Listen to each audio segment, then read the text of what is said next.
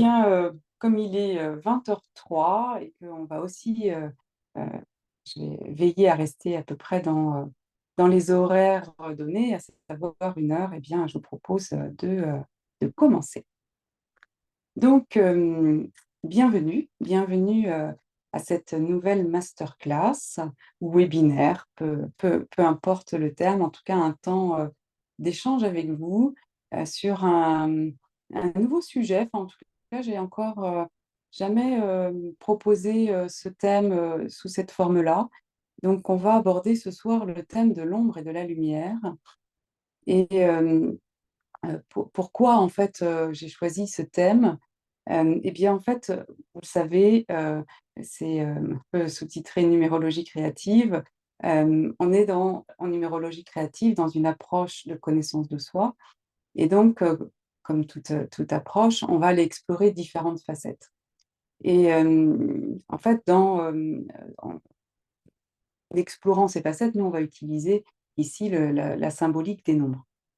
Alors, on explore différentes choses, hein, la personnalité, ce qui nous aide à concrétiser des choses, le plan de l'essence profonde de l'âme, les cycles et en fait, à chaque fois, on va donc avoir des nombres qui vont nous donner des clés de compréhension sur nous et systématiquement, en numérologie créative, on va aller explorer la lumière et l'ombre.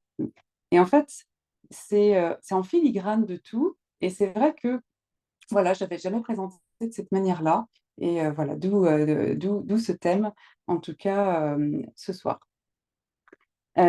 Pour ceux qui connaissent, j'imagine, déjà les nombres, on va les aborder d'un point de vue symbolique, bien sûr, mais on va considérer les nombres comme des énergies. Et donc l'énergie des nombres, elle a, comment je pourrais dire? Un peu comme, sous l'iceberg, il y a un moteur profond, voilà, il y a quelque chose de très vivant, et ça va prendre des formes variées. Et donc parmi ces formes, bah, il y a des formes qu'on va plutôt, percevoir dans la lumière et il y en a d'autres qu'on va plutôt percevoir dans l'ombre. Et le symbole permet de faire du lien, voilà, entre les différentes facettes, mais aussi entre ce qu'on vit à l'intérieur et ce qu'on vit à l'extérieur. Donc on va naviguer un petit peu dans, ces différents aspects, ce soir. Donc mon intention, en tout cas à travers ce temps, c'est, bon, j'avoue à la fois de vous rencontrer quand même, voilà et de partager, avec vous. Hem, et donc, par rapport à cette, première intention quand même, hésitez pas vraiment à poser des questions au fur et à mesure de, voilà, de ce que je vais, vous proposer. Voilà, c'est comme ça aussi que j'ajusterai aussi mon propos, voilà, avec, vraiment avec grand plaisir. Donc, hésitez pas, tout au long, puis j'essaierai de prendre, du mieux possible, en tout cas, les questions qui se proposent. En tout cas, ce que moi j'ai prévu de vous présenter, c'est, à la fois comprendre pourquoi c'est si important que ça d'aller explorer les nombres, à quoi ça sert, hein? Parce que c'est une question que j'ai régulièrement: «Mais à quoi ça sert?» Parce que l'ombre, c'est quand même pas très, toujours très positif, donc est-ce que c'est utile vraiment d'y aller? Et on va voir en fait en quoi c'est va une vraie source d'évolution qui va nous permettre d'intégrer encore mieux qui on est, donc encore mieux bien sûr nos talents et donc voilà, il y a vraiment beaucoup de choses, c'est extrêmement riche aussi d'aller l'explorer de cette façon-là. Donc je vais vous parler des nombres, je vous expliquerai rapidement comment calculer les vôtres, comme ça si on explore des nombres, l'idée c'est aussi que vous repartiez avec quelques, peut-être quelques pistes, pour vous-même et puis je vous présenterai un des outils de la numérologie créative qui est, la double spirale de vie. En 2 mots, même si, certains me connaissent un peu, donc qui je suis, donc je m'appelle Laurence Thiévin, je suis, praticienne en numérologie créative depuis 2010 et je suis référente et formatrice, à l'approche, en présentiel et en distanciel puisque je vois aussi des différentes régions qui sont représentées. Depuis 2014, date à laquelle j'ai eu le plaisir de prendre le relais de Colette Le Floch dans le développement de la pratique en tant que référente et donc formatrice. Et puis, je l'ai mis là pour pas l'oublier parce que je l'ai dit quelques fois. J'ai écrit un livre donc l'année dernière, alors c'est pas pour vous faire la promotion, mais c'est que dans le sujet qu'on va aborder ce soir, l'ombre et la lumière, pour ceux qui l'ont peut-être déjà, En fait, dans le livre que j'ai donc écrit l'année dernière, qui a été publié chez Interédition, Pratique de la numérologie créative, vous allez toujours retrouver en fait cette notion d'ombre et de lumière. Donc à chaque fois que j'explique des nombres, il y a les deux dimensions. Donc voilà, c'était aussi pour faire le lien aussi, on va dire, avec le sujet ce soir et puis ce qui est déjà posé par écrit.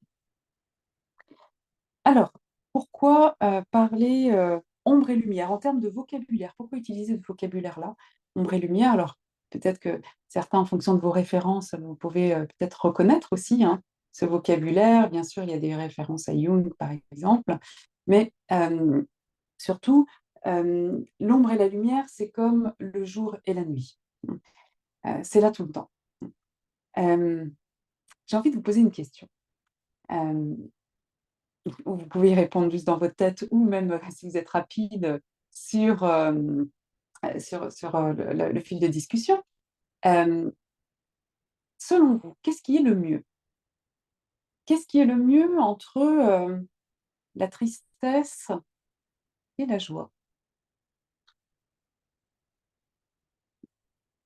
Qu'est-ce qui est le mieux entre la tristesse et la joie? Qu'est-ce qui est le mieux entre le jour et la nuit? Est-ce que c'est mieux d'être au soleil ou d'être à l'ombre?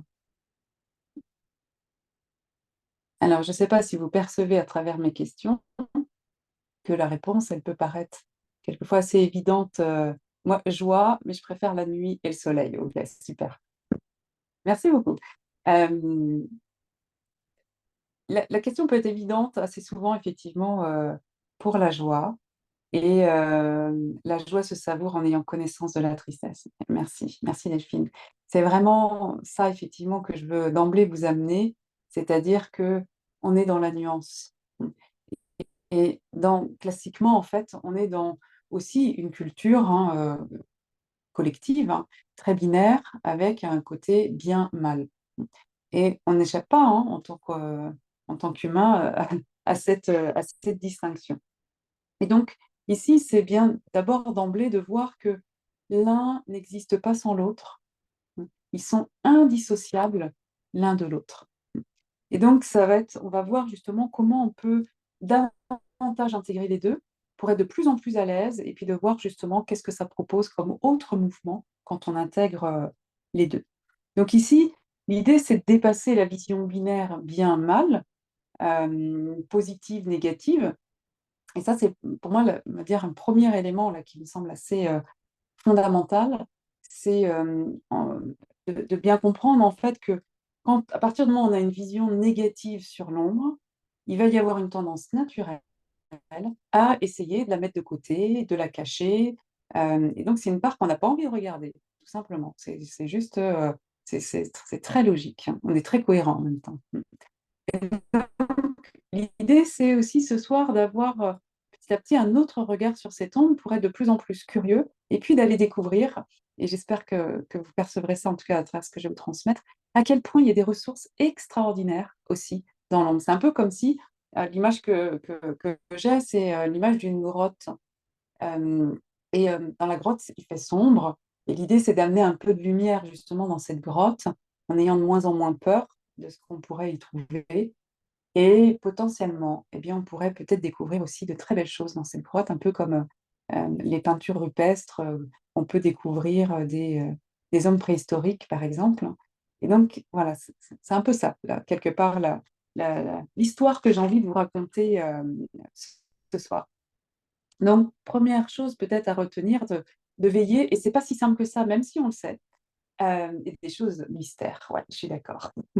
J'adore. Et même si avec la tête, on le sait, j'imagine que je vous apprends rien en fait en disant ça, on va voir que bah, quand on est dedans, c'est pas si simple que ça. D'accord? Et on a toute une partie inconsciente qui continue à juger et à mettre de côté certaines facettes. Donc c'est aussi l'histoire de toute une vie, hein, je pense, que de découvrir de plus en plus ces parties-là de soi. J'ai envie d'essayer de répondre. Alors, je ne suis pas une spécialiste de l'ombre en tant que telle, mais à travers le prisme des nombres, euh, qu'est-ce que l'ombre pour moi? Il y a deux choses à laquelle je pense en premier. L'ombre, pour moi, c'est d'abord l'expression d'une énergie qui n'est pas adaptée au contexte. Euh, et je vais prendre l'exemple euh, d'un nombre, le nombre 4. Donc, voilà, peut-être que certains n'ont pas d'ailleurs connaissance des nombres. Bah, le 4, c'est un carré, c'est une énergie qui est très structurante, qui a un très, très grand talent pour concrétiser, pour voilà, mettre en œuvre des choses. Et parmi ces qualités, il y a la persévérance. Je pense, voilà, on peut reconnaître voilà, comme quelque chose qui est souvent, enfin, qui est très utile et belle. Et à des moments donnés, on peut être trop persévérant. C'est-à-dire qu'on peut avoir du mal aussi à lâcher prise par rapport à une situation, et on pourrait peut-être nommer obstination, quand à un moment donné, voilà, on est arrêté sur une idée et sur un projet, et on n'arrive pas justement à lâcher. Ça, ce serait l'ombre. La persévérance dans la lumière, l'obstination de l'autre. Mais bien sûr, si j'amène tout de suite de la nuance, parce que j'aime aussi évidemment la nuance, et que je pense que c'est la vie, la nuance, c'est la question, c'est à quel moment on passe de l'ombre et de la lumière. Et ça, il n'y a pas de réponse toute faite. Et ce qu'on juge des fois ombre à un moment donné, quelquefois, quand on regarde la situation peu plus tard, on n'aura pas toujours le même regard. Et donc, c'est petit à petit comprendre en tout cas que l'ombre dépend aussi du contexte dans lequel on est. Et donc, on va bien sûr apprendre de mieux en mieux à connaître comment on fonctionne, quelles sont nos énergies, pour de plus en plus être discernant et ajuster nos comportements au contexte dans lequel on est. Le deuxième élément, je sais pas si je peux dire de définition, mais en tout cas en lien avec l'ombre, deuxième élément qui me semble important, c'est une notion d'excès. Qu'est-ce que je veux dire par là? C'est l'ombre, on peut aussi le définir comme ça. C'est l'excès de l'énergie, dans le trop ou dans le pas assez. Je vais prendre l'exemple avec un autre nombre, le 1. L'énergie 1, ça représente une euh, très grande capacité à s'affirmer avec cohérence, à impulser une dynamique, à oser, à avancer. Et donc, voilà, c'est une énergie qui peut très utile aussi pour le monde. Qu'est-ce que ça pourrait vouloir dire dans l'ombre? Pas assez de 1, de l'effacement. Trop de 1, un côté autoritaire qui s'impose. Et donc, on va apprendre petit à petit à s'observer et puis à repérer à quel moment donné on est, on va dire, plutôt dans l'ombre, et puis à quel moment donné aussi on va se rendre compte qu'on sait aussi très bien exprimer l'énergie dans différents contextes. Mais là encore, si je rajoute un peu de nuance, bah, toujours avec cette énergie, savoir à des moments donnés trancher. Trancher, c'est à la fois l'ombre et c'est à la fois la lumière. Dans certains contextes, c'est la meilleure attitude à adopter. Et donc, ça va être important, je le dis là d'emblée, même si je serai peut-être dans l'affirmative après, mais vous garderez en tout cas cette nuance là.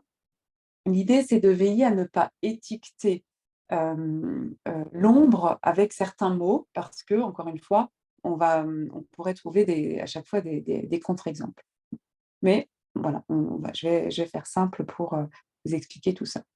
En tout cas, en explorant l'ombre, ce qui est aussi pour moi très important, et un peu ce que tu évoques, Delphine, la joie se savoure en ayant connaissance de la tristesse, c'est très beau d'ailleurs hein, dans l'expression, c'est que pour intégrer pleinement nos talents, nos qualités, eh bien, à mon sens, dans ma vision, hein, il est absolument indispensable de comprendre, d'intégrer l'ombre. Et donc, on l'a vu, l'un n'existe pas sans l'autre. Donc voilà un peu on va dire d'emblée un peu ce que j'ai envie de vous partager. Alors, en préparant, du coup, voilà, je me suis dit, j'ai aussi envie de vous partager peut-être des propositions d'étapes. Alors, voilà, ce ne sont que des propositions, évidemment, mais En tout cas, voilà, je vous partage ma façon de voir les choses. Pour moi, s'il y avait des étapes, la première étape, pour être dans ce mouvement, on va dire déjà d'exploration et de pouvoir percevoir les richesses qu'il y a derrière, la première étape, c'est de reconnaître et donc d'identifier quand même, de voir c'est quoi l'ombre et à quel moment on y est. Et donc cette observation de soi, elle, à mon sens, elle est particulièrement intéressante. C'est pas simple, hein, l'observation de soi, ça demande un effort, c'est pas du tout naturel, c'est pas du tout évident. Donc souvent, moi, dans les accompagnements, bah, les questions, ça va être aussi, bah, oui, mais quoi, quand observer? Et donc je pense que alors je sais pas si c'est le mot le plus facile qui est le plus adapté, mais on va dire, une porte d'entrée ou peut-être une invitation à expérimenter. Moi, je vous encourage à commencer à observer, bah, tout simplement quand vous êtes dans une situation inconfortable. Alors je vais vous partager quelques, slides pour utiliser le vocabulaire, voilà, pour illustrer ça et puis vous donner des clés un peu plus précises. Ah, je pense que c'est apparu, j'espère. Ah et donc qu'est-ce que ça veut dire être dans une situation inconfortable? J'ai mis ici reconnaître les manifestations. Pourquoi? Parce que ça peut vous donner des éléments, 1 sur: «Tiens, il y a quelque chose ici qui se contracte». Hem, notre corps, dans notre système, en fait, on a beaucoup d'intelligence et ici, je distingue 4 plans d'intelligence. Et ça, c'est pour vous donner déjà des éléments, on va dire, pour reconnaître quand potentiellement vous pouvez entrer dans l'ombre. Après, on va voir avec les nombres des choses beaucoup plus précises. Sur le plan physique, concret, l'ombre, ça peut amener de la contraction. On est tendu physiquement. Sur le plan émotionnel, on va se sentir fermé, fermé à soi, fermé à l'autre et plutôt réactif. Sur le plan mental, on va plutôt être dans quelque chose de focalisé, figé, dans une analyse excessive. Et sur le plan spirituel, ça peut être une impression d'être séparé, déconnecté. Alors là, j'entre directement dans cette vision qu'on a plusieurs plans d'intelligence. Je ne sais pas si ça vous parle. C'est des choses, voilà, que je peux développer même dans d'autres vidéos. Donc hésitez pas si besoin, après à aller revoir, peut-être d'autres ressources pour, compléter ce webinaire-là, pardon. Donc ça, c'est premier élément. Quand est-ce qu'on peut s'observer pour reconnaître l'ombre? Particulièrement quand on sent voilà, qu'on est contracté ou réactif ou focalisé. C'est là, en fait, où vous allez capter le plus d'informations, parce que c'est ça qui va nous intéresser. Et quand vous êtes dans ces situations-là, vous pouvez vous poser ces questions. Qu'est-ce qui se passe en moi? Et y a-t-il un élément déclencheur? Et dans l'idéal, vous pouvez même vous prendre des notes. Voilà, essayez de voir, essayez de sentir quelle émotion vous ressentez, comment ça se passe. Voilà, et vous allez pouvoir collecter de nombreuses informations qui vont vous aider petit à petit à découvrir, en fait, des ressources qui sont cachées derrière. J'enclenche avec, la numérologie créative. Pourquoi? Parce que quand on utilise la numérologie, on va avoir des éléments supplémentaires, des éléments plus spécifiques qui vont, nous aider à peut-être encore mieux voir comment on fonctionne. Vous voyez, les plans que je viens d'évoquer, en fait, on va les retrouver là. Je vous présente très rapidement, un des modèles de la numérologie créative qui s'appelle la double spirale de vie. Donc c'est dans mon livre, en fait, c'est vraiment le modèle que j'ai, très développé avec tous les nombres de chaque plan, où vous pouvez retrouver comme ça l'ombre, la lumière, les besoins, les talents, et cetera. Donc ici, qu'est-ce que ce modèle? Donc dès que vous voyez d'abord cette double spirale, c'est une création, de Colette Le Floch qui, donc a créé la numérologie créative, hein, il y a en 1997. Donc c'est voilà, c'est propre ici à l'approche. Vous voyez, si on je décris simplement ce modèle, on voit il y a 5 étapes 5 nombres qui vont apparaître sur cette double spirale. Et en fait, ces 5 nombres, je vais vous montrer après comment les calculer, vont correspondre justement à ces différents plans d'intelligence. Donc, on a ici la mise en lien de différentes intelligences à l'intérieur de nous, qu'on va décoder, en quelque sorte, apprendre à reconnaître grâce au nombre. Et on voit qu'il y a 2 spirales. Et vous voyez les nombres qui représentent là les étapes, c'est en miroir. Et ça symbolise justement la lumière et l'ombre. La lumière à droite, on va parler de spirale d'évolution, et l'ombre à gauche, et on va parler de spirale d'involution. Alors là, j'ai mis le pendant, tout à l'heure j'ai parlé que de l'ombre, mais si on est contracté dans la lumière, on va être détendu. Si on est contracté dans l'ombre, on va être détendu dans la lumière. Être fermé, réactif, c'est l'ouverture à soi et à l'autre. Focalisé dans l'ombre, ouvert d'esprit, curieux dans la lumière.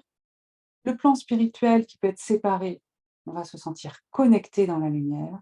Et puis, ça va amener vers la conscience, la cohérence, ou un côté un peu aussi contracté, coupé, hostile, on dit, dans l'ombre. Et donc, ça, c'est, on va dire, voilà, déjà le modèle global. Et donc, on voit, voilà, c'est inhérent, on va dire, là, à l'approche, mais ça va nous aider aussi à reconnaître ces différentes parts de soi. Hem, je regarde mes petites notes. Je vais vous parler des nombres, on va prendre des différents exemples. Si ça vous va, je vais vous faire calculer vos nombres. Comme ça, en prenant des exemples, puis vous me direz d'ailleurs s'il y a des nombres dont vous voulez que je vous parle, avec l'ombre, la lumière, et puis essayer de voir ensemble d'ailleurs, peut-être des pistes aussi pour vivre au mieux tout ça. Comment calculer cette spirale? Eh bien, alors là, j'ai fait simple, je vous ai mis que la spirale d'évolution, j'ai un peu triché, juste pour que ce soit plus lisible pour vous. Le premier nombre, c'est votre jour de naissance.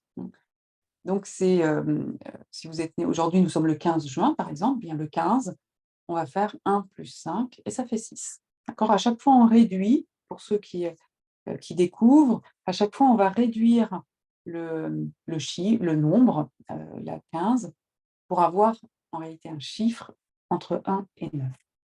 Le mois de juin, c'est le 6e mois de l'année, on va mettre 6 pour le filtre 2. Donc, mois de naissance pour le 2e, l'addition du jour et du mois de naissance pour le 3e, vous additionnez tout simplement les 2 premiers nombres. Votre année de naissance pour le 4e, vous additionnez bien les 4. Si vous êtes né en 1966, vous allez faire 1 plus 9 plus 6 plus 6. Et enfin, ce qui est le plus connu, c'est la mission de vie, ou qu'on appelle aussi chemin de vie. Donc, jour de naissance, plus mois de naissance, plus année de naissance. Et donc, avec ces calculs, qui se font rapidement, vous allez peut-être prendre un petit temps pour dessiner cette spirale, eh bien, vous allez faire ressortir vos propres nombres. Donc, autrement dit, si je fais le lien avec ce que j'ai évoqué juste avant, on a tous un plan physique, on peut tous être contractés, on a tous un plan émotionnel, on est tous réactifs à des moments, un plan mental, etc. Mais on ne va pas fonctionner de la même façon sur chacun des niveaux. Et donc, quand on entre dans cette connaissance de soi, ça va être très important d'aller autant explorer la lumière que l'ombre.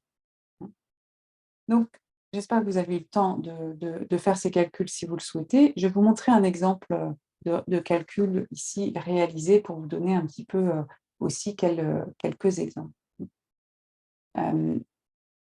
Ici, voilà, c'est un exemple de spirale voilà, qui à partir d'une date de naissance. Le premier nombre, ici, c'est le 3. Donc en fait, qu'est-ce qu'on va faire, nous, quand on explore l'ombre et la lumière avec la numérologie? Eh bien, on va essayer on va expliquer ce qu'est le 3 dans la lumière et dans l'ombre, et bien sûr, on va toujours voir avec la personne comment ça résonne pour elle. Donc ça, j'en profite pour parler bien sûr un peu aussi de l'esprit dans lequel on pratique, en numérologie créative. On n'est pas là pour dire à la personne qui elle est, on n'en sait rien. Tant qu'on ne l'a pas rencontrée, tant que je ne vous ai pas rencontré, je ne sais pas qui vous êtes. Je sais juste que vous avez ces nombres-là, il y a ces énergies qui sont là. Mais je ne sais pas comment vous les vivez, voilà, quelles sont vos façons de les manifester, comment vous êtes approprié ces talents, et il y a des versions extrêmement différentes. Donc vraiment, on ne peut pas deviner avant de voir la personne. Mais on peut donner des exemples. Alors là, je vais vous expliquer pour le 3. Quelques éléments bien sûr, hein, parce qu'on pourrait passer, plusieurs heures à chaque fois sur chaque nombre. Un des grands talents du 3, une des grandes facettes du 3, c'est l'optimisme. C'est la créativité, c'est la spontanéité, c'est l'art de communiquer, c'est un sens des mots d'ailleurs, une sensibilité, aux mots. Et puis il y a une aspiration profonde dans cette énergie 3 d'être vrai, d'être sincère. Et donc cette énergie, elle pousse en fait, dans la lumière à s'exprimer, à être de plus en plus authentique et vrai. Mais on a vu, on ne peut pas avoir la lumière sans l'ombre, ça n'existe pas. Et donc, la question c'est: «Ah mais quelle forme ça peut prendre dans l'ombre?» Alors tout à l'heure, je vous ai parlé joie et tristesse, vous voyez? On est dans cette énergie 3. Donc ça peut être, la tristesse. Mais ça peut être aussi, le pessimisme. Vous voyez? On peut voir l'opposé. Dans le 3, c'est la lumière, une des facettes, c'est la spontanéité.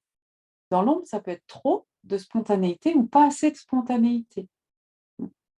La lumière, j'ai dit le mot communication, vous allez avoir beaucoup de personnes, et j'imagine parmi vous, il y en a certains ont du 3, beaucoup de personnes vont tout de suite dire, alors s'il y a une chose qui est sûre, c'est que moi, je ne suis pas bonne communicante ou je ne suis pas créative.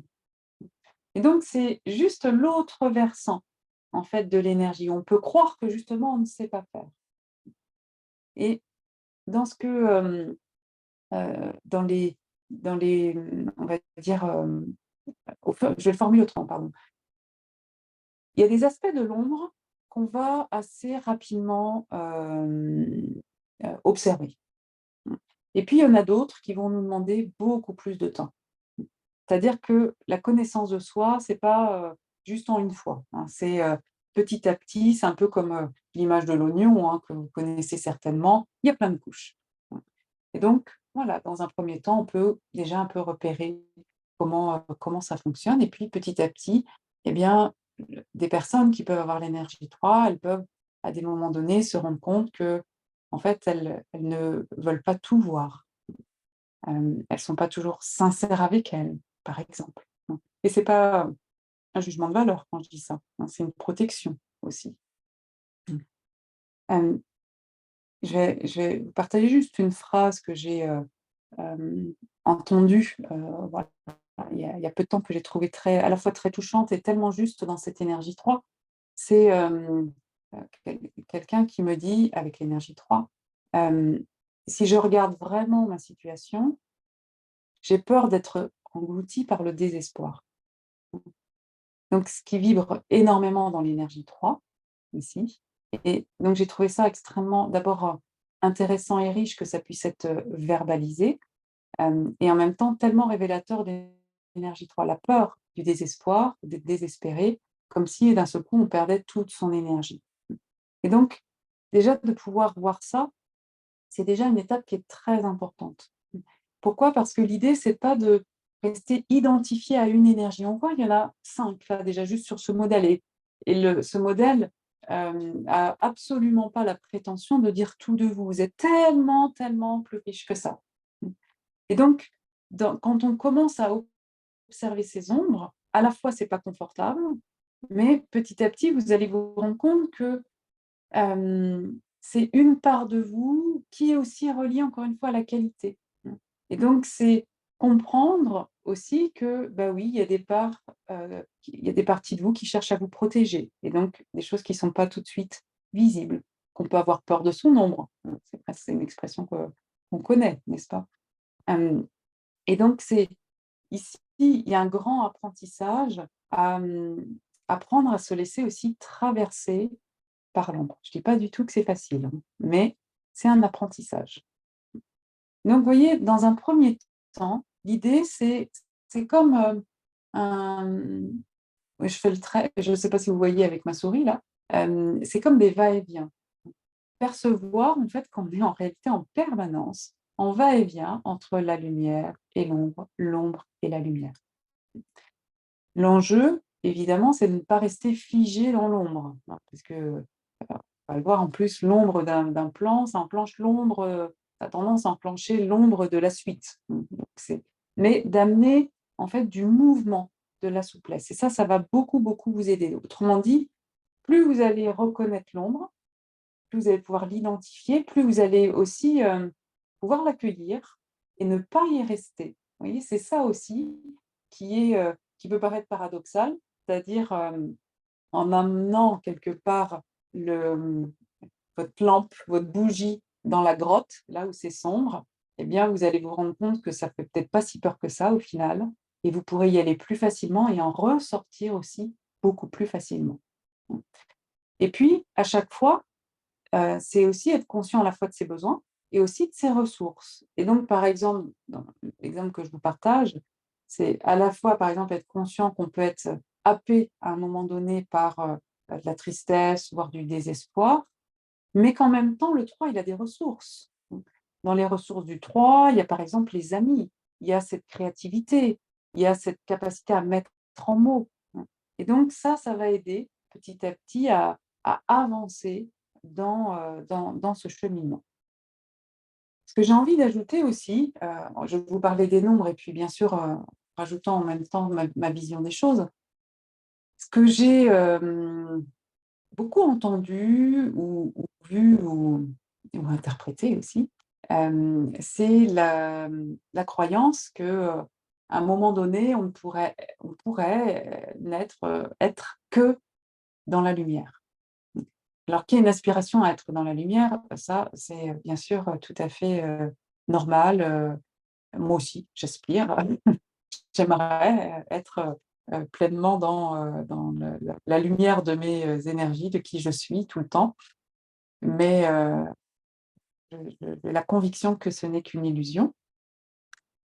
Donc voilà, je vous partage ma croyance que que je crois qu'on ne peut pas être que dans la lumière et que justement, en tant qu'humain, c'est aussi tout notre chemin d'accepter les 2 et qu'encore une fois, c'est en fait, à partir du moment, comme je le disais tout à l'heure en introduction, où vous n'avez plus de vision négative de l'ombre, c'est plus un problème. D'accord? C'est juste une facette différente qui est oui, qui est inconfortable, qui est pas agréable quand on le traverse, mais en même temps, en tout cas pour moi, pour l'expérience que j'en fais, c'est qu'à chaque fois que je fais des traversées vraiment dans l'ombre, parce que quelquefois c'est plus intense et profond, j'en ressors toujours différente et j'imagine que vous aussi. Il y a toujours comme des enseignements, j'en sors grandie ici et donc par rapport à cette, je pense que c'est une illusion de croire, hein, qu'on restera un jour dans la lumière.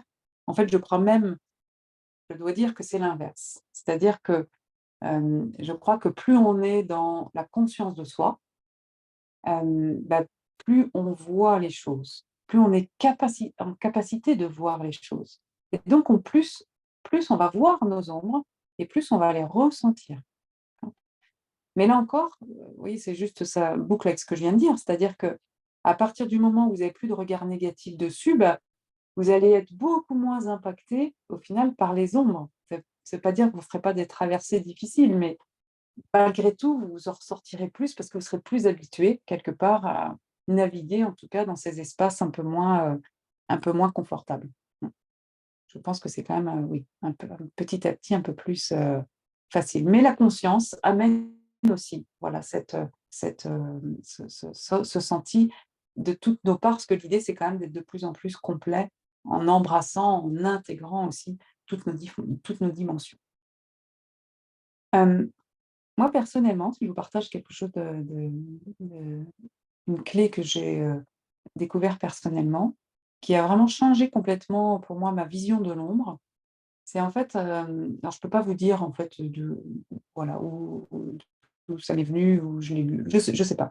Donc c'est en fait d'arrêter de me questionner sur: «Est-ce que je suis dans l'ombre ou la lumière?» le «ou» qui est très, très fréquent, l'un ou l'autre qui nous sépare, en fait, j'ai arrêté de me poser cette question-là et je l'ai changée cette question. C'était à un moment donné, je me suis dit: «Mais en fait, où est l'ombre?» D'accord? Où est l'ombre de telle ou telle énergie qui est très présente chez moi?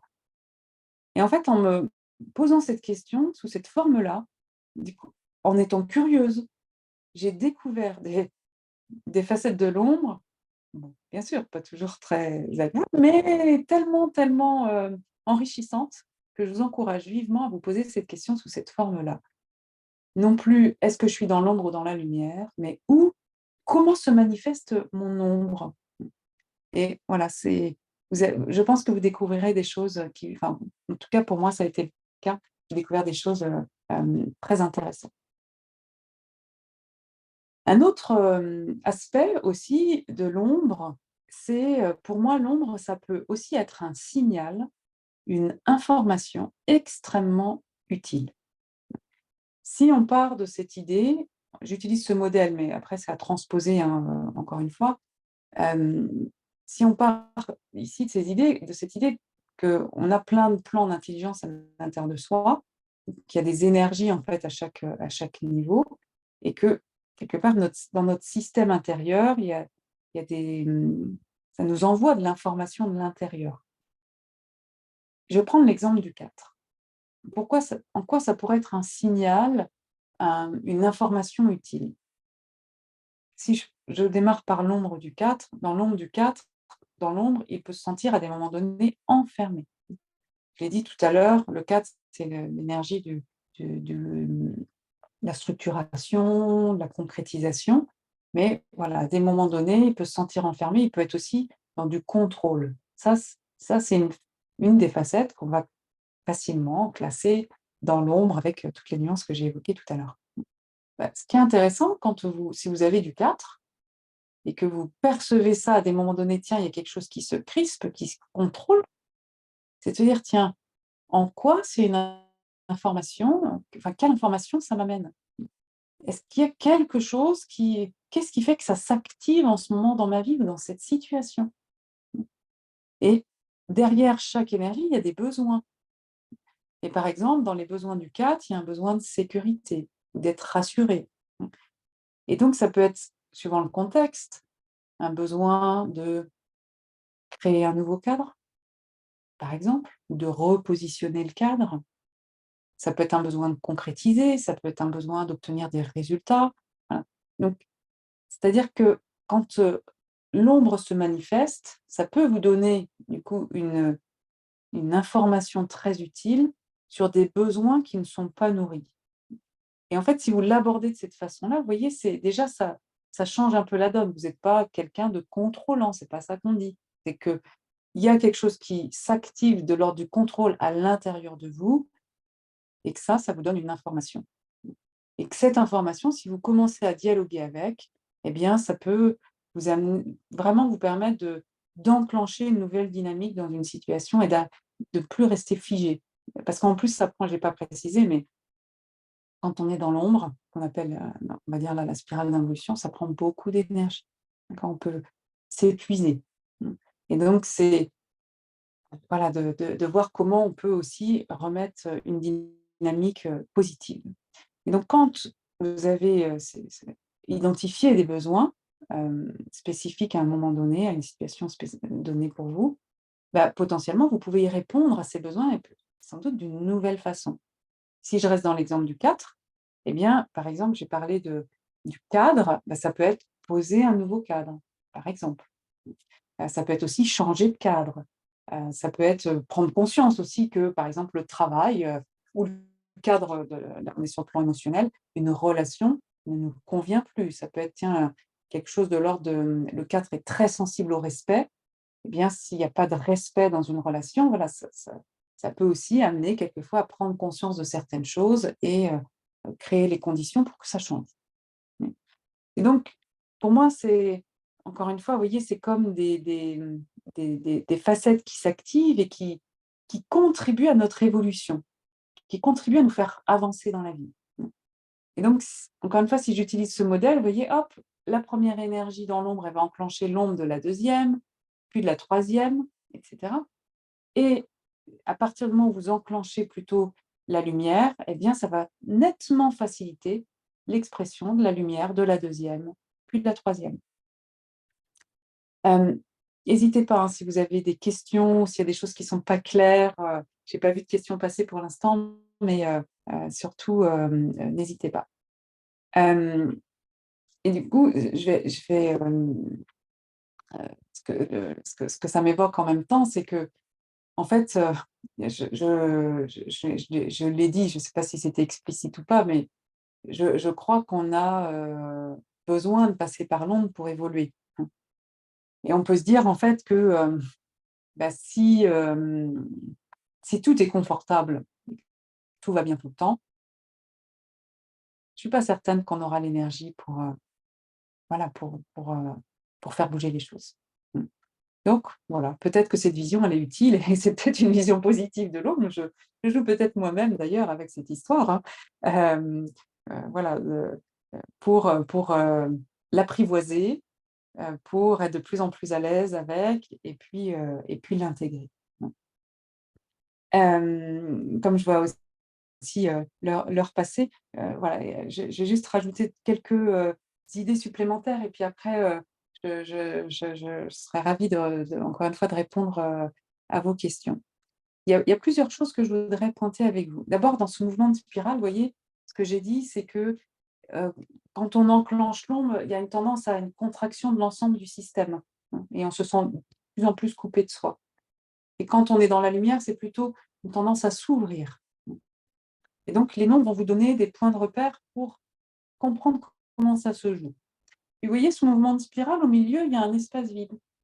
Donc pendant tout un temps, on a l'impression qu'on est soit dans l'un, soit dans l'autre. Et donc voilà, c'est comme si on était séparés, la dualité. Et si je vous donne quelques, pistes, en tout cas de peut-être de réflexion, c'est de remplacer le «ou» par le «et». Je peux être l'un et l'autre en même temps. Mmh. Je vais prendre l'exemple du 7. Pour ceux qui j'imagine qu'il y en a certains qui ont du 7. Le 7, dans la lumière, c'est la clarté, le discernement, l'esprit de synthèse, une capacité à donner du sens, à aller à l'essentiel. Dans l'ombre, le 7, ça peut être, le doute, l'impression de ne pas être à la hauteur, de ne pas être prêt. Ça peut enclencher du perfectionnisme, hein, le manque de sens. Eh bien, en fait, dans notre vie, on peut être dans l'un et dans l'autre en même temps. C'est-à-dire, ça peut être un domaine de vie où on est dans le doute et un autre où c'est très clair.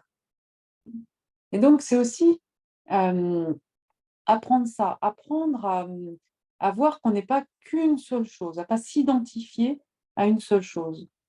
Par exemple, on peut aussi être, voilà, dans une phase de doute, mais en même temps, bah, réussir, à communiquer et puis à exprimer les choses, voilà, avec une autre énergie. Mmh. Donc qu'est-ce que je veux, dire par là? C'est que pour moi, un des grands, apprentissages aussi, c'est apprendre à, contenir, hem, des facettes qui nous semblent opposées. Par exemple, le besoin de clarté et le doute. L'idéal du 7 et la réalité. Donc souvent ça crée une tension très grande et en fait, ce que j'observe souvent, c'est quand on est dans le l'un ou l'autre, eh bien, voilà, il y a quelque chose qui peut créer une forme d'inertie. On n'arrive pas à en sortir de cette situation. Soit on est dans l'idéal et on passe pas à l'action, soit on est dans que la réalité, puis on a l'impression de se couper du sens. Et donc, d'apprendre à être dans l'un et l'autre en même temps, alors c'est peut-être un peu conceptuel ce que j'évoque, mais on dit c'est contenir une tension, être conscient que l'un et l'autre peuvent exister en même temps et que, je veux le dire heu, vous me direz si c'est pas assez clair, c'est de l'amener dans un espace plus vaste. C'est-à-dire que, par exemple, je peux sentir cet idéal, mais douter profondément de la façon de le faire. Mais je sais que cette tension-là, j'ai pas de solution pour le moment, mais je peux l'emmener dans quelque chose de plus vaste. C'est-à-dire, en même temps, j'ai conscience que j'ai des ressources, que voilà, j'ai un certain nombre de compétences, j'ai des acquis, j'ai des expériences. Et donc, c'est comme si, au lieu d'être complètement focalisé sur cette partie-là, qui est tendue et qui crée de l'inertie, on l'amène dans quelque chose de beaucoup plus grand. Et ça va vous aider en fait à contenir, à accepter qu'il y a cette tension. Et à un moment donné, vous allez voir, il y a potentiellement quelque chose d'autre qui va émerger de cette tension. C'est pour ça qu'on parle de tension créative. Et donc, ça peut être de nouvelles idées, ça peut être une autre façon de faire, ça peut être voilà, voilà, un autre chemin voilà, auquel on n'avait jamais pensé avant. Et donc, c'est créer les conditions pour générer des nouvelles perspectives. Et pour ça, pour moi, c'est absolument fondamental d'accepter, d'apprendre à ne pas fuir la tension, à ne pas fuir les conflits, en fait, qu'ils soient d'ailleurs extérieurs ou intérieurs, parce que c'est aussi dans ces conflits qu'il y a des choses vraiment nouvelles qui vont émerger. Et dans notre schéma, vous voyez, vous avez dû observer que au centre, il y a un nombre. Alors, suivant, on peut le séparer pour bien distinguer le 8 dans la lumière et dans l'ombre, là, c'est le plan spirituel, mais ici, c'est très symbolique. C'est-à-dire qu'à un moment donné, vous avez déjà développé, j'en suis sûre, cette capacité à prendre de la hauteur, à avoir une conscience élargie sur vous. Et du coup, ça crée, du détachement, ça crée, une capacité à, avoir une vision beaucoup plus globale. Eh bien, quand on est là, on sort du jugement. On sort du jugement du bien et du mal que j'évoquais au début. Et là, ça va être beaucoup plus facile d'intégrer que oui, ce sont des facettes différentes d'une même énergie, qu'on a absolument besoin de passer dans l'un et dans l'autre. Voilà, j'allais presque dire, on va dire régulièrement ou en permanence. Et que c'est plus vous allez apprendre à danser et être à l'aise dans les deux, et plus voilà, il y a quelque chose de nouveau, de créatif qui va en émerger. Et de là, en fait, c'est ça, pour le coup, dans ce modèle, qui ouvre pleinement votre mission de vie. Quand on parle de mission, c'est vraiment le but, mais il y a aussi tout ce chemin qui permet petit à petit de rencontrer cette énergie spécifique qui parle profondément de qui vous êtes. Hem, voilà,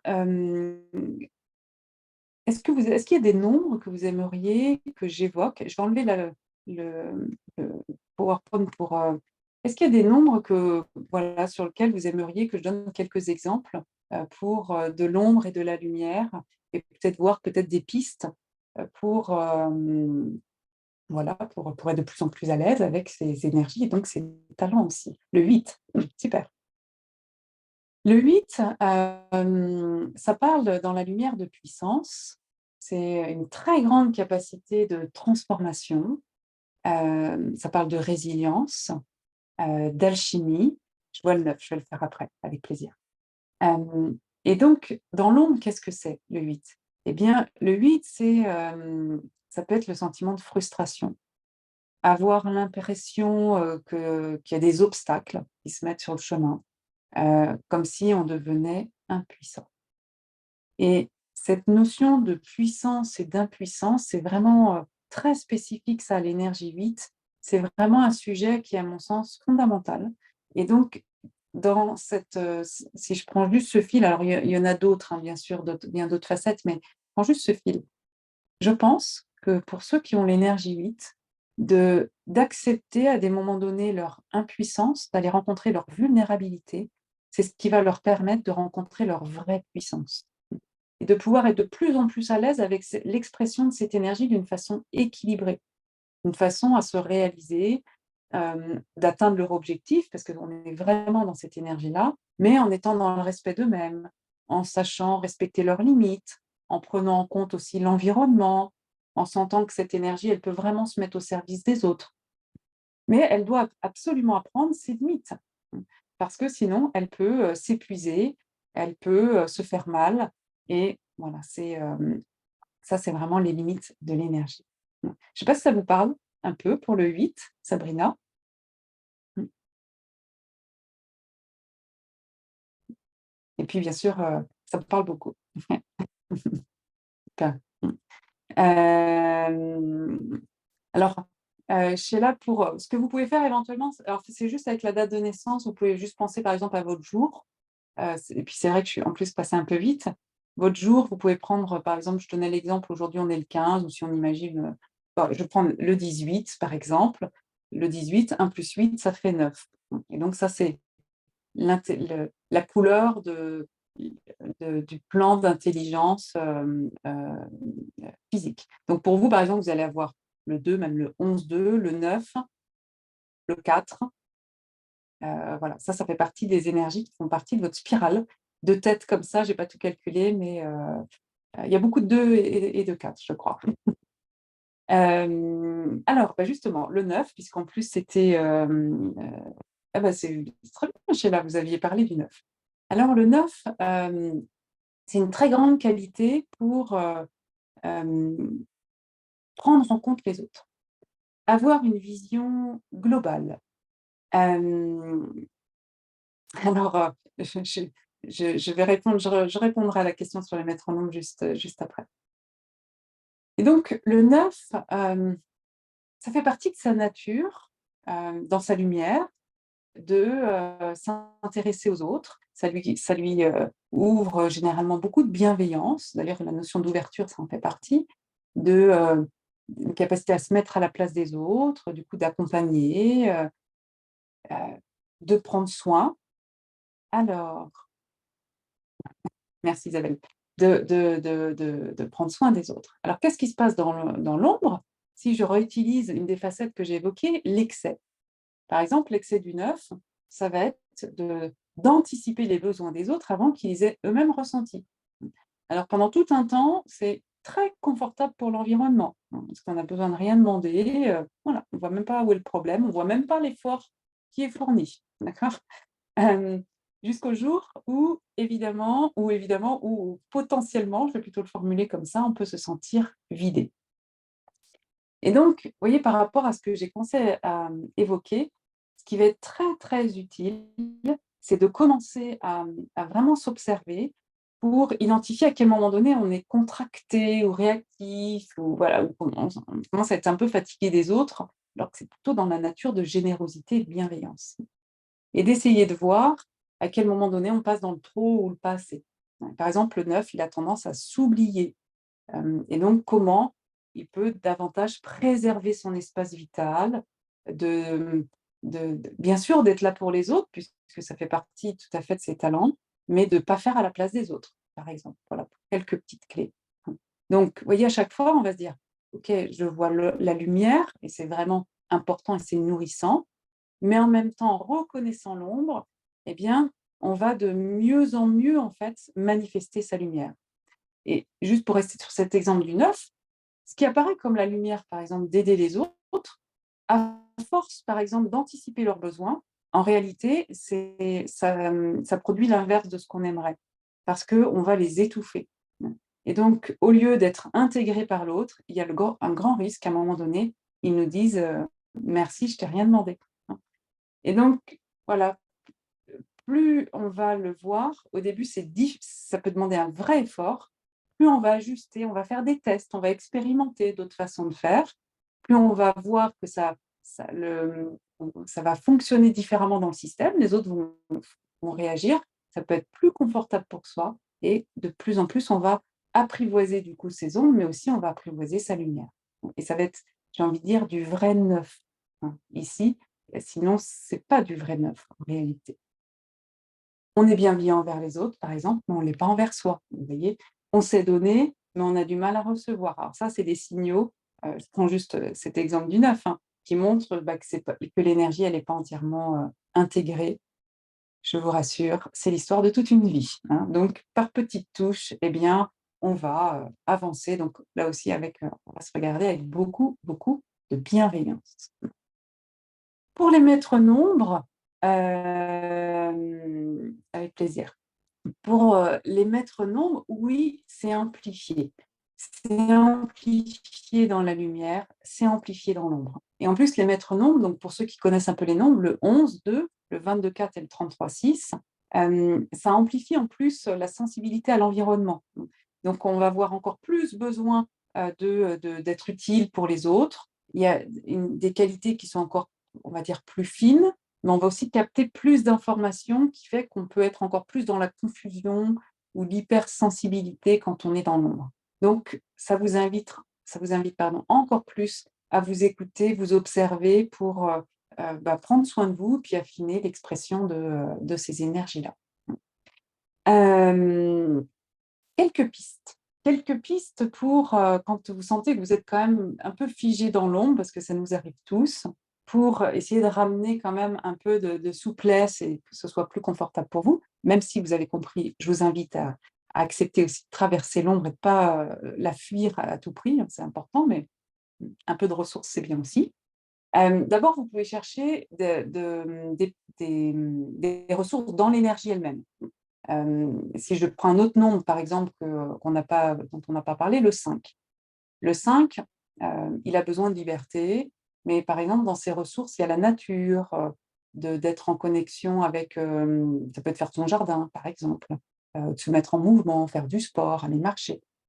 Donc, quand on est dans l'ombre du 5, par exemple, se sentir fatigué ou dans l'insatisfaction, peu importe, une des pistes, c'est quand on le reconnaît, on se dit: «Tiens, ah là, j'observe que c'est l'ombre du 5. Tiens, qu'est-ce qu'il y a comme clé?» Eh bien, peut-être là, OK, je vais aller marcher et puis voilà, sans forcément trop d'attente, mais voilà, potentiellement, ça va vous remettre en mouvement. Mmh. Donc ça, c'est la première chose, d'aller de voir ou tout à l'heure, je prenais l'exemple du 3. On peut être dans un moment, voilà, de tristesse, par exemple, penser dans le 3, dans les ressources, il y a les amis. Donc voilà, se dire: «OK, tiens, je vais, activer cette facette-là». Autre piste, deuxième piste, dans le mouvement des spirales, vous voyez, les nombres, ils s'enchaînent et donc si, par exemple, c'est, le plan mental que vous sentez qui est un peu contracté, allez voir les nombres qui précèdent. Et donc ça va vous aider aussi, quelquefois, on n'arrive pas à débloquer là où on est et donc c'est de se dire: «Tiens et qu'est-ce qui se passe si j'active dans la lumière les noms qui précèdent?» Vraisemblablement, ça va remettre un mouvement plutôt, positif pour vous. À tester, ne me croyez pas, testez, c'est mieux.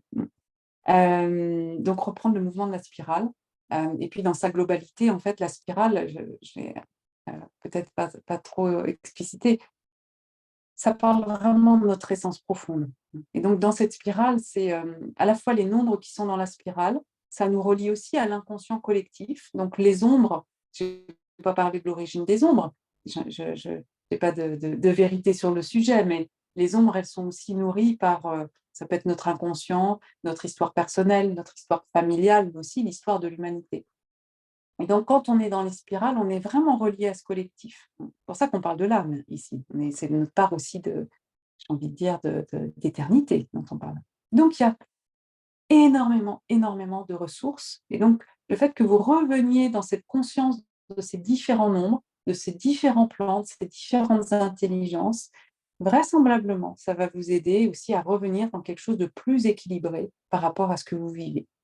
Donc ça, c'est ici une autre piste. Et puis pour ceux qui connaissent la numérologie créative, il y a ce qu'on appelle les nombres complémentaires. Donc ça, c'est aussi d'autres pistes qu'on peut tout à fait aller voir. Alors, pour, terminer, ça passe très, très vite, je me suis noté quelques idées clés, un peu, peut-être à retenir. Je vais remettre mon support, voilà, il est apparu. Quelques clés, pour vous. Alors je les ai mis un peu, j'avoue, je ne suis pas sûre qu'elles soient super structurées, mais bon.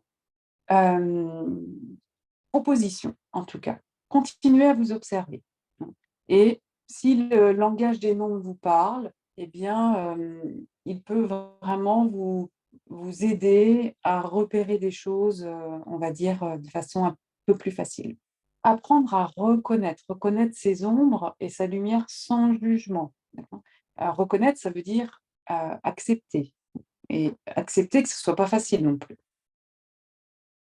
L'ombre est intelligente. À la fois, elle se cache, elle ne veut pas être vue, mais elle donne aussi des informations très utiles. On l'a vu avec, les quelques exemples que je vous ai donnés. Autre point, hem, qui va un peu avec cette idée qu'elle donne des informations utiles. Hem, les nombres, en fait, ça vous donne aussi vous allez repérer, vous avez des ten on a tous des tendances. Voilà, on va explorer plus certaines ombres que d'autres d'ailleurs. Quand vous avez quand vous connaissez vos nombres, ça ne veut pas dire que vous allez forcément explorer toutes les ombres, hein. Ça c'est il y en a peut-être plus certaines que d'autres. On a nos stratégies. Eh bien, ça va vous aider à repérer les signaux avant-coureurs, hein. C'est-à-dire qu'avant d'être, pour faire simple, figé, ou contracté dans une ombre, en fait, si vous y repensez, souvent il y a eu plein de signaux avant. Mmh. Des choses qui, voilà, qui vous ont pas alerté, mais que vous avez vues et puis vous vous êtes dit peut-être: «Voilà, c'est pas grave» ou vous êtes rien dit du tout d'ailleurs, et je pourrais, utiliser tout à fait le «je». Heu, mais plus vous allez vous connaître, plus vous allez entendre, vous allez voir ces signaux et donc vous aurez, beaucoup plus de possibilités pour, adapter, vos comportements ou ajuster le chemin bien avant, mmh et donc ça va aussi, je pense, vous aider aussi à être, beaucoup plus dans ce mouvement de va-et-vient entre l'ombre et la lumière. Je l'ai dit, mais je vais le redire ici, parce que je pense que c'est fondamental, accepter de traverser ces ombres, même si c'est inconfortable, parce que je crois qu'on en sort forcément grandi, on a des enseignements, on apprend des choses. Remplacer le «ou» par le «et», hein, l'un et l'autre peuvent exister ensemble et donc essayer d'oublier. Mais ça, vous pouvez l'appliquer sur plein, plein de situations. Quand vous êtes dès que vous voyez que vous êtes dans l'un ou l'autre, essayez juste pour tester. Tiens, qu'est-ce que ça donnerait si c'était l'un et l'autre? Hein. Vous pouvez même tester sans. Et s'il y avait ni l'un ni l'autre? Oui, ça, c'est des questions, qui amènent, d'un seul coup des comme si vous changiez de prisme et qui peuvent être très, très, pertinents.